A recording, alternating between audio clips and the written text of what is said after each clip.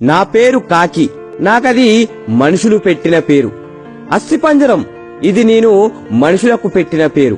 ఎందుకో ఈ కథ చివరిలో మీకే అర్థమవుతుంది. నాకు 4 పిల్లలు. అందులో 2 నా పక్క చెట్టు మీద ఉండే కోయిలవి. కోయిలకు గుడ్డు పెట్టడం మాత్రమే తెలుసు, పిల్లలుగా మార్చడం తెలీదు. కానీ మాకు గుడ్లు పెట్టడం, వాటిని పొదిగేయడం, బిడ్డలుగా మార్చడం మాత్రమే కాదు, వేరే తల్లి బిడ్డల్ని మా బిడ్డలుగా కంటికి రెప్పలా కాపాడడం కూడా తెలుసు. ఆ రోజు ఆదివారం, జోరున వాన, బంగాళాఖాతంలో వాయుగుండమంట. ఎవరో 2 చెట్టు కింద మాట్లాడుకుంటుంటే విన్నాను. పిల్లలేమో ఆకలి అంటున్నాయి. కర్మ కాకపోతే ఈ రోజే చెత్తకుండిలో డ్రైనేజ్లో ఏమీ దొరకని పరిస్థితి. ఒక పక్క పిల్లల్ని చూస్తుంటే కడుపు తరుక్కుపోతుంది. మనసుకు దెబ్బ తగిలితే ఓర్చుకోలేని శక్తి మన శరీరానికి ఉండొచ్చేమో గాని మనం ప్రేమించే వాళ్ళకి దెబ్బ తగిలితే ఓర్చుకునే శక్తి మన మనసుకు ఉండదు కదా. అందుకే వాటి కోసం ఏమైనా తేవడానికి గాల్లోకి ఎగిరాను. ఎదురుగాలికి ఎగరలేక రెక్కలు అలసిపోతున్నాయి. ఆకలి కేకలేస్తున్న పిల్లల పరిస్థితి ఏంటి అనే ఆలోచనలు పెరిగిపోతున్నాయి. వాన చినుకులు విసిరిన రాళ్లలా శరీరానికి తూట్లు పెడుతున్నాయి. కాసేపు అలసట తీర్చుకుందామని ఒక ఇంటి ముందున్న మామిడి చెట్టు మీద వాలాను. సరిగ్గా సమయం మధ్యాహ్నం 12:45.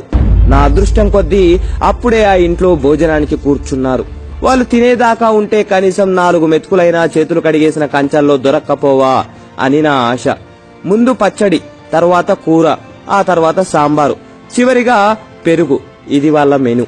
మొత్తం 4. ఒకతను మాత్రం ముసలివాడు, ఒక 70 ఏళ్ల వరకు ఉంటాయి. పాపం అతని కంచంలో మాత్రం అన్నం, ఎర్రటి రంగులో మామిడి పచ్చడి. అమ్మా, తాతయ్య కూరేయొచ్చుగా అని పెద్దాయన పక్కనున్న చిన్నపిల్లాడు అన్నాడు. వాడలా అనగానే ఆ పిల్లాడికి ఎదురుగా ఉన్న వాళ్ళ అమ్మ, ఏంట్రా వేసేది, నోరు మూసుకొని తిను, తిండి పెట్టడమే ఎక్కువ. దేవుడు కొంతమందిని తీసుకోపోకుండా భూమికి భారంగా ఎందుకు ఉంచుతాడో అర్థం కాదు. కూరలు కావాలంట, కూరలు ఎక్కడ్నుంచొస్తాయి అని అంది కళ్ళు పెద్దవి చేస్తూ. ఆమెనలా చూసి సంబంధం లేని నాకే భయమేసింది. ఇక ఆ పిల్లోడెంత? అక్కడంతా జరుగుతున్నా ఆ పిల్లాడి నాన్న మాత్రం ఏమీ పట్టనట్టు, ఏవే ఇంకొంచెం సాంబారు పోయి అని పోయించుకొని తింటున్నాడు. వాడు అచ్చం బురదలో పడుకునే పందికి ముందు 2 కాళ్ళు తీసేసి చేతులు పెడితే ఎలా ఉంటాడో సరిగ్గా అలానే ఉన్నాడు. పాపం వాడి ముఖాన్ని వాడు రోజు అద్దంలో ఎలా చూసుకుంటున్నాడో. పాపం మా పెద్దాయనకు అన్నం కలుపుకోవడానికి కూడా చేతుల్లో బలం లేదు. అయినా సరే బాగా ఆకలేస్తుంది అనుకుంటా త్వరగా అన్నం కలుపుతున్నాడు. వణుకుతున్న చేతులతో మొత్తాన్ని కలిపేశాడు. ఆత్రంగా ఒక ముద్ద తీసి నోట్లో పెట్టుకున్నాడు. వెంటనే నీళ్లు తాగాడు. బాగా మంటగా ఉందనుకుంటా కంట్లోంచి నీళ్లొచ్చాయి. ముఖం ఎర్రగా మారిపోయింది. ఎదురుగా ఉన్న నెయ్యి వైపు చూశాడు, కానీ అడగడానికి ధైర్యం చాలట్లేదనుకుంటా అలాగే ఉండిపోయాడు. అయ్యో, ఎంత దారుణం! పాపం పెద్దాయన. వాళ్ళు తినడం అయిపోయింది. అందరూ లేచారు. ఆ పెద్దాయన కూడా చెంబులో నీళ్లు మొత్తం తాగేసి లేచి బయటకు వచ్చి చుట్టూ చూశాడు. అప్పుడు ఆయనకు నేను కనబడ్డాను. నా దగ్గరికి వచ్చి నా ముందు ఆ అన్నం పడేశాడు. ఒక్క క్షణం నా కంట్లో నీళ్లు తిరిగాయి. పెద్దాయనా, నీ ఆకలి తీరకపోయినా నా ఆకలి తీరుస్తున్నావు. నీ రుణం ఎలాగైనా తీర్చుకుంటా అని మనసులో అనుకొని నేను కొన్ని మెతుకులు తిని కొన్ని మెతుకులు గొంతున బట్టి గూటికి చేరి పిల్లల ఆకలి తీర్చాను. సరిగ్గా 26 రోజుల తర్వాత అనుకుంటా, ఎప్పటిలాగే వేట కోసం ఏటి మీదుగా వెళ్తున్నా ఏటి ఒడ్డున ఎవరికో పిండం పెడుతున్నారు. కాసంత తినడానికి ఏమైనా దొరక్కపోదా అని అక్కడ వాలాను. ఎదురుగా ఉన్న ఫోటోను చూసి ఆశ్చర్యపోయాను. అది నా పిల్లలు ఆకలితో ఉన్నప్పుడు అన్నం పెట్టిన పెద్దాయనది. ఒక్క క్షణం గుండె బరువెక్కింది. విచారంతో రెక్కలు దిగజారిపోయాయి. అయ్యా, పిండం పెట్టి కాకుల్ని పిలవండి, మీ నాన్నగారు వాటి రూపంలో వచ్చి తింటారు అని పూజారి గారు చెప్పారు. ఒక పెద్ద కంచాన్ని పెద్దాయన కొడిక్కిస్తూ, ఆ కంచాన్ని చూడగానే నా ఆశ్చర్యం ఆకాశాన్నంటింది.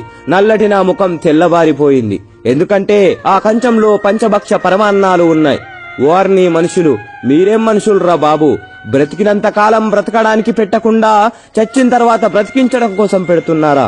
పోవడం కోసం కోరికలు కోరుకొని కాకి రూపంలో రావడానికి పూజలు చేస్తున్నారా? బ్రతికినంత కాలం రాబందుల్లా పిక్కు తిని విసిరేసింది తినడానికి కాకుల్ని పిలుస్తున్నారా? ప్రాణమున్నంత కాలం పెద్దైన కప్పుకోవడానికి కండువా కూడా ఇవ్వకుండా పోయాక కట్టుకోవడానికి పట్టుపంచ పెట్టారా? ఏం మనుషులరా బాబు! పాపం ముసలాయన్ని బ్రతికినంత కాలం దినదినం గండంగా బ్రతికేలా చేసి ఇప్పుడు ఏమీ తెలియని అమాయకుల్లా ఫోటోకి దండం పెడుతున్నాడు. అసలు వీణ్ణి నా ముక్కుతో పొడిచి చంపాలి. ఎరా ఎదవా, ఇంటి చెట్టు మీద వాలితే ఈసడించుకున్న కాకిలో ఈరోజు మీ నాన్నని చూసుకుంటున్నావా? కొంచెం కూడా సిగ్గనిపించడం లేదా? ఎంగిలి మెతుకులు వేయడం కూడా అనవసరం అనుకున్న కాకి పరమాన్నం తినడానికి కావలసి వచ్చిందా? అలా మనసులో వాణ్ణి తిడుతున్నప్పుడు నా ఆవేశం కట్టలు తెంచుకుంది. వెంటనే గాల్లోకి ఎగిరాను. చుట్టూ ఉన్న నా కాకుల స్నేహితుల దగ్గరికి వెళ్లి జరిగిందంతా చెప్పి ఆ పిండాన్ని ఎవరూ తినొద్దని చెప్పాను. అందరూ సరే అన్నారు. గంట 2 గంటలు అలా గంటలు గడుస్తూనే ఉన్నాయి. పిండం తినడానికి ఒక్క కాకి కూడా రావట్లేదు. చుట్టూ ఉన్న జనాల్లో అనుమానం మొదలైంది.